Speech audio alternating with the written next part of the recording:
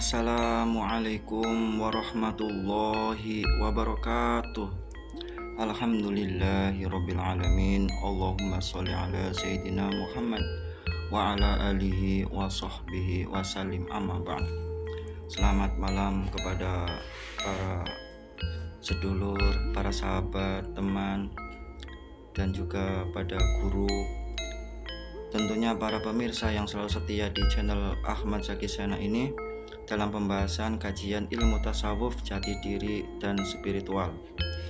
Semoga kita semua selalu di dalam lindungan, keberkahan, keselamatan, kesehatan yang sempurna lahir batin, dan diberi kelancaran rezeki yang halal untuk beribadah kepada Allah Subhanahu wa Ta'ala.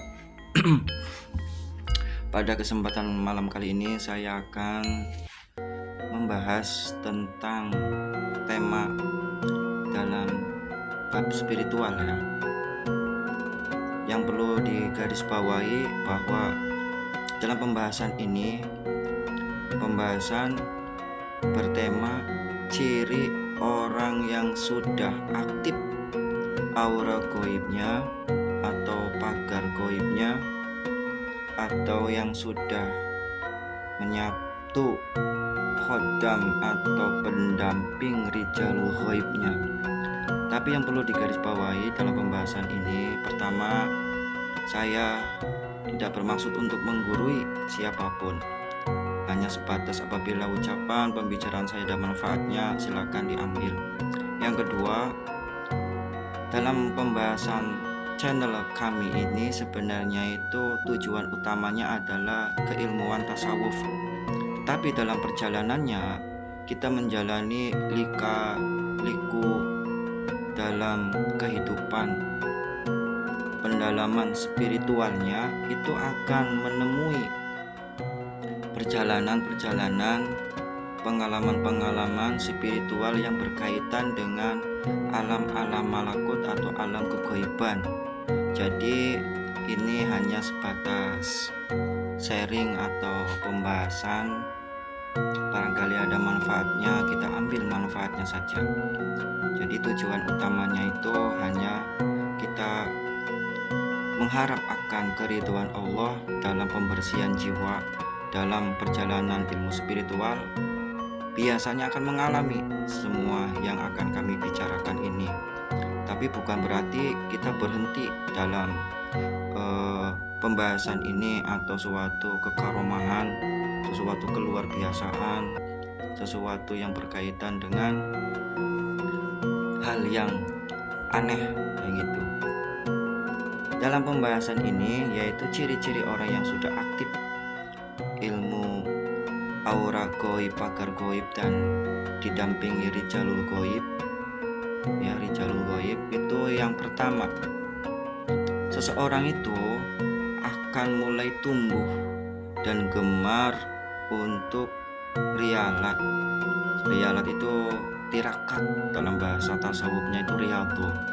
Di antaranya riyadhahnya itu bisa dengan puasa, mulai ingin kecondongan hati, menggugah hatinya itu untuk melakukan puasa. Ada yang mendorong, ada yang membimbing puasa.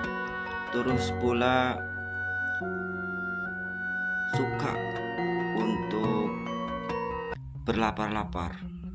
Itu biasanya memiliki ciri-ciri tidak suka berlebihan dalam hal makanannya.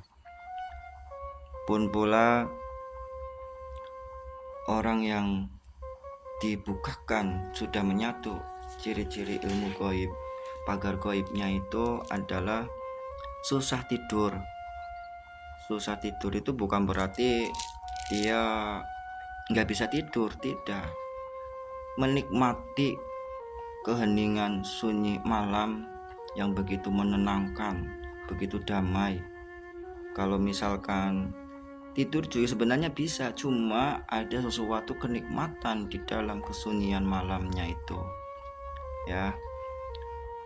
Terus pula ciri-ciri selanjutnya adalah suka di dalam kesunyian dan keheningan. lebih mengurangi daripada hal-hal yang sifatnya keramaian. Bukan berarti tidak suka rame, tidak. Ya, bukan berarti alergi rame, alergi bersama dengan orang-orang, tidak. Atau alergi keadaan yang terang, tidak. Cuma hanya lebih menikmati dan tidak ada kekhawatiran apabila dalam kesunyian, dalam kegelapan, merasa damai, merasa seperti ikan itu kalau masuk air itu ya senang, seperti itu. Selanjutnya, ciri yang selanjutnya adalah suka dalam perenungannya itu sering terjadi dialog batin dengan suatu keberadaan di dalam diri, apakah itu diri sendirinya, apakah itu ada suatu bimbingan dari batinnya atau yang dinamakan dengan rijalul ghaibnya atau pendampingnya atau ruh-ruh leluhur pembimbingnya, atau pula guru idofinya. Guru idofi itu adalah guru yang mengajarkan tentang kebaikan untuk menuju ke jalan yang diridhoi oleh Allah, menuju jalan yang keselamatan, yang akan mengantarkan ke suatu keadaan lebih baik untuk mendekatkan diri kepada Allah. Itu namanya ruh idofi. Nah, dari ruh idofi itulah yang nanti akan diperkenalkan kepada guru rohani secara zahir, atau manusia yang sudah bersih, sudah bisa mengantarkan, sudah bisa memumpuni, membimbing rohaniannya secara zahir, manusia yang masih hidup. Selanjutnya itu orang tersebut akan mengalami mimpi dengan seorang yang berupa sosok ulama atau sosok kiai, baik kakek-kakek atau nini-nini. Itu akan sering menjumpai seorang tokoh ulama atau syekh yang berjubah atau yang memiliki baju kejawaan adat. Itu akan sering menjumpai seperti itu, dan bukan sekali saja, akan terjadi berulang-ulang. Itu pun pula sering berjumpa dengan makhluk seperti ular ataupun harimau yang kadang besar kadang kecil. Itu dalam mimpinya tersebut itu akan terjadi seperti itu.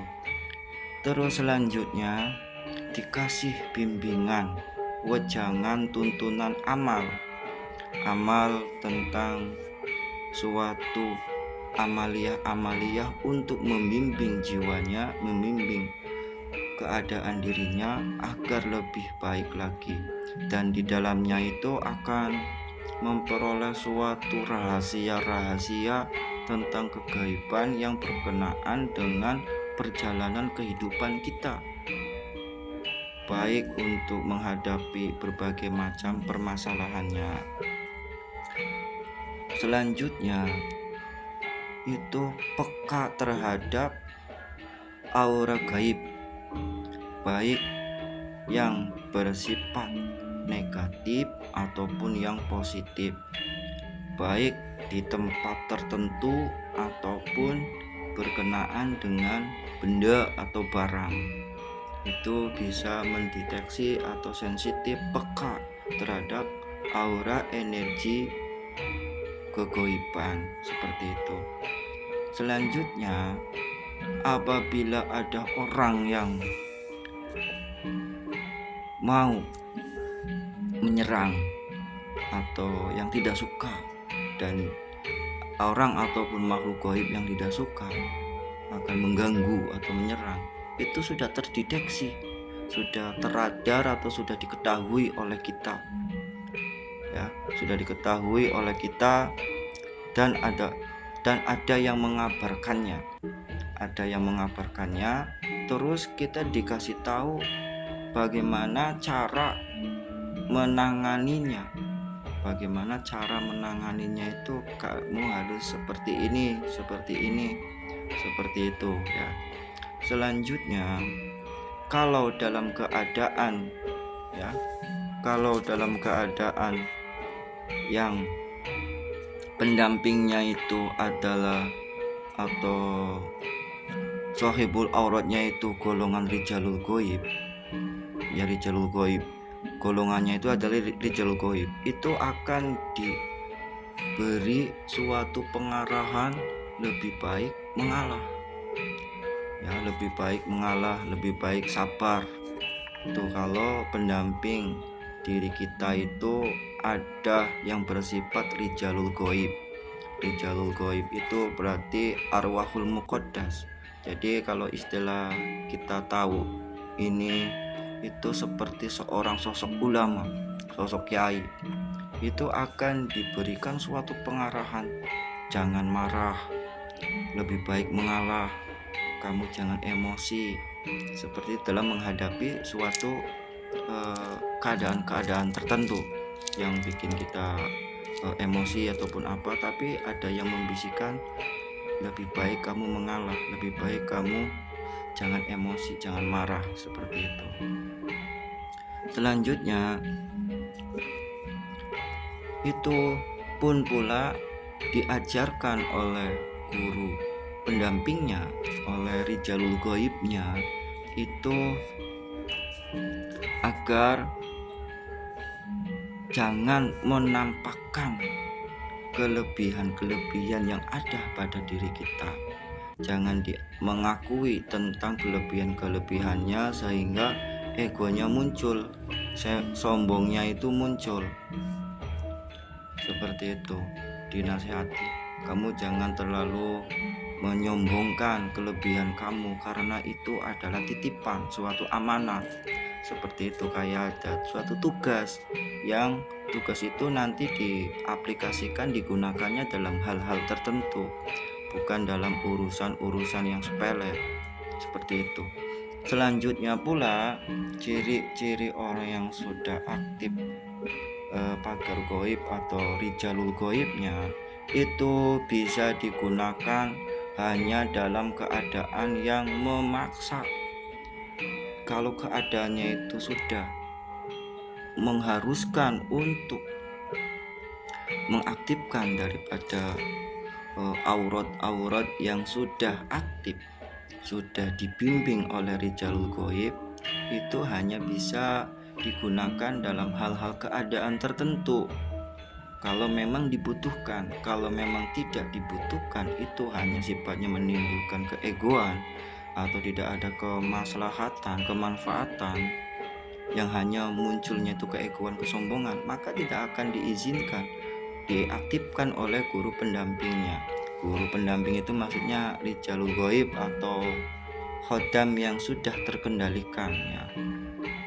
Kadang ada pula khodam yang tidak bisa terkendalikan, jadi mengikutinya amarah, hawa nafsu, seperti itu.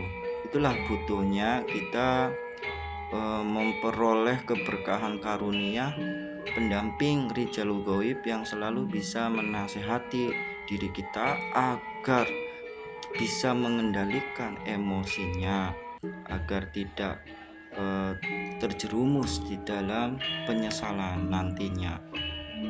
Selanjutnya, itu sering mengalami gesekan aura gaib, dan bisa diajak ke alam gaib, bisa dipertunjukkan atau diperlihatkan, pertampakan, diajak ke alam gaib. Itu jadi mengalami gesekan aura gaib. Kadang aura gaibnya itu masuk ke dunia musyahadah, tapi ada suatu wilayah-wilayah yang bisa untuk bertemu, tapi bukan di bumi, tapi ada lapisan antara alam gaib dengan alam musyahadah, alam dunia, itu lapisan tipis. Disitulah pertemuan, atau seseorang tersebut itu dibawa ke alamnya ke alamnya, untuk dipertunjukkan, diperkenalkan ke alam gaib. Itu seperti itu biasa aja ciri-cirinya. Selanjutnya itu kalau memiliki firasat atau suatu pemikiran yang tajam, ya, firasatnya itu, kehendaknya itu sangat tajam, kehendak keinginannya itu sangat tajam dan bisa memperoleh suatu kebenaran, ya, dari firasatnya, dari kehendak keinginannya yang menggebu-gebu. Setelah tadi melalui pertimbangan dari Rijal Ghaib, ternyata kehendaknya itu lebih kuat. Nah, itu berarti kehendak tersebut itu lebih tajam dan memperoleh suatu kebenaran. Tuh. Selanjutnya, jika terdesak masalah itu, apabila dalam kehidupannya terdesak masalah apa saja itu akan dipermudah urusannya, ada yang menolongnya, akan dipermudah urusannya, ada yang membantunya, seperti itu. Biasanya orang tersebut itu bertawakal kepada Allah, memasrahkan kepada Allah, sehingga keberkahan dari tawakalnya itu memasrahkan kepada Allah. Jadi Rijal Ghaib itu pun menolongnya atau membantunya, walaupun pada hakikatnya yang menolong, yang membantu adalah Allah. Tapi wasilahnya seperti itu, wasilahnya bisa menjadikan suatu Rijal Ghaib atau khodam yang sudah menyatunya itu menolongnya, membantunya. Selanjutnya itu senang dengan wewangian. Itu biasanya orang yang sudah aktif pagar goibnya atau Rijal Ghaibnya atau khodam yang sudah menyatunya itu ada suatu perubahan dalam hal di sini itu menyukai wewangian tertentu, ya. Bukan berarti semua wewangian itu suka semua, tidak, tapi ada hal-hal wewangian yang ia suka. Itu ciri-cirinya. Dan mungkin banyak lagi ciri-cirinya yang lain, ya, yang tidak bisa kami sampaikan. Mungkin itu hanya suatu yang bisa jadi mendasar. Barangkali ada hal yang sama dari para pemirsa, para pendengar. Semoga ada manfaatnya, dan ini semua bukan hanya tujuan kita hanya mengharap ridho Allah, kembali ruh kita kepada Allah dengan selamat, tentunya dengan ilmu tasawuf, ilmu membersihkan diri dengan banyak berzikir hati kita kepada Allah. Itu hanya sebatas karunia-karunia dari riyadhah tirakat kita yang sudah menyatu dalam diri kita, sehingga diberikan suatu kekaromahan lah, seperti itu. Dan pun pula kalau kita hanya mencarinya karomah, itu sangat rendah sekali, sangat sayang, akan menyesal nantinya. Justru yang akan harus kita sikapi, kerjakan adalah untuk mengerjakan amaliyahnya dengan istiqomah, karena istiqomah itu lebih baik, ya, lebih baik daripada karomah. Istiqomah khairun min alfi karomah. Istiqomah itu lebih baik daripada 1000 karomah. Allah memberikan karunia yang hal seperti demikian itu karena hasil daripada istiqomah, mendekatkan diri kepada Allah dengan amaliyah-amaliyah, ibadah-ibadah yang bersifat untuk menggembleng hawa nafsu, menggembleng unsur-unsur nasut jiwa manusia, ya, unsur nasut hawa nafsuan manusia direndahkan atau dikendalikan dengan rialat-rialatnya. Semoga ada manfaatnya dari pembahasan malam kali ini. Segala kekurangannya mohon maaf. Wal afu minkum. Wassalamualaikum warahmatullahi wabarakatuh.